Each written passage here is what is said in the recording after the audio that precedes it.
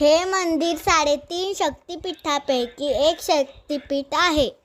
नमस्तेस्तु महामाये श्रीपीठे सुरपूजिते शङ्खचक्र गदाहस्ते महालक्ष्मी नमोस्तुते महालक्ष्मी नमोस्तुते नमस्ते गरुडारूढे कोला.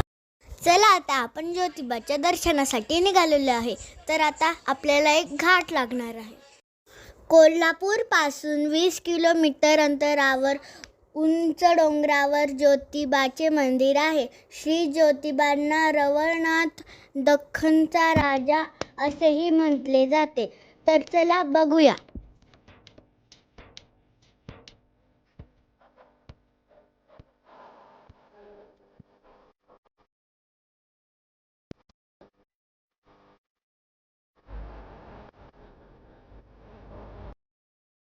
आता आपण पन्हाळगडाला आलेलो आहे.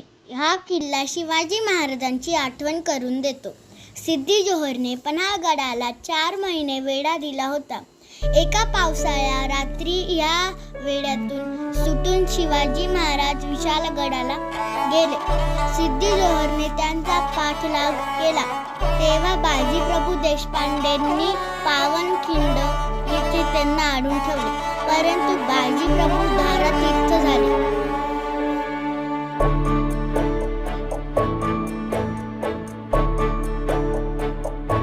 शोधू कुठार धावू कसर मीच स्वतःला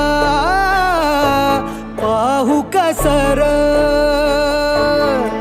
या मावळातून मावळून तू कधीच गेला र.